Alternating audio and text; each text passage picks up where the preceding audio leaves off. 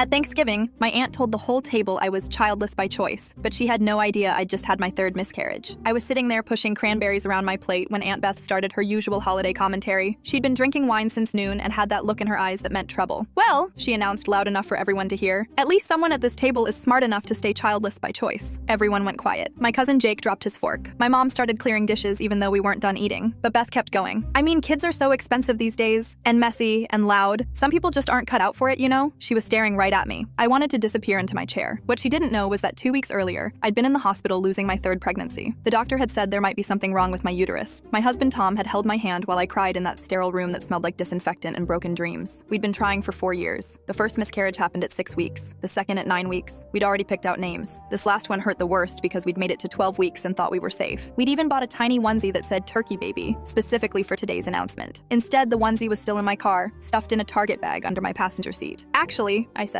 setting down my water glass, "it's not by choice." The table got even quieter. Uncle Rick stopped mid-chew on his turkey leg. "Oh," Beth said, suddenly looking uncomfortable. "Well, I just meant I've had 3 miscarriages," I continued. My voice was steady even though my hands were shaking. "The last one was 2 weeks ago. We've been trying for 4 years. Beth's face went white. She opened her mouth, but nothing came out. "So no, it's not by choice. Sometimes your body just doesn't cooperate with what you want most in the world." Mom started crying into her mashed potatoes. Dad reached over and squeezed my shoulder. Tom grabbed my hand under the table, but I wasn't done. "You know what else isn't by choice, Beth? Having an aunt who gets drunk at family dinners and says hurtful things to people she doesn't actually know anything about." The silence was so thick you could have cut it with the carving knife. Beth mumbled something about being sorry and excused herself to the bathroom. She didn't come back to the table. We heard her car start up about 10 minutes later. My younger sister Emma leaned over and whispered, "That was the most badass thing I've ever seen." Later, while we were doing dishes, Mom pulled me aside. "Honey, why didn't you tell us what you were going through?" "Because I didn't want pity," I said. "I just wanted to handle it myself." "You don't have to handle everything alone," she said, hugging me so tight I could barely breathe. The next morning, I woke up to 17 missed calls and about 30 text messages. Word had spread through our extended family faster than gossip at a church potluck. But instead of judgment, everyone was offering support. My cousin in Arizona said she'd been through the same thing. My uncle's new wife sent me the name of a specialist in the city. Even my grandma, who never uses her phone for anything except solitaire, had somehow figured out how to send me a heart emoji. Beth called that afternoon. She was crying before I even said hello. "I'm so sorry," she sobbed. "I had no idea. I was just running my mouth like always. I never meant to hurt you." "I know," I said, and I did know. Beth had always been the type to talk without thinking, especially after a few drinks. "Is there anything I can do?" she asked. "Yeah," I said. "Next time you want to comment on someone's life choices, maybe ask yourself if you actually know what you're talking about first." She laughed through her tears. Deal. 6 months later, we found out we were pregnant again. This time, we made it past 12 weeks, then 20, then 30. When our daughter was born healthy and screaming her little lungs out, Beth was one of the first people to visit the hospital. She brought the biggest stuffed turkey I'd ever seen and a card that said, "For the best turkey baby ever born."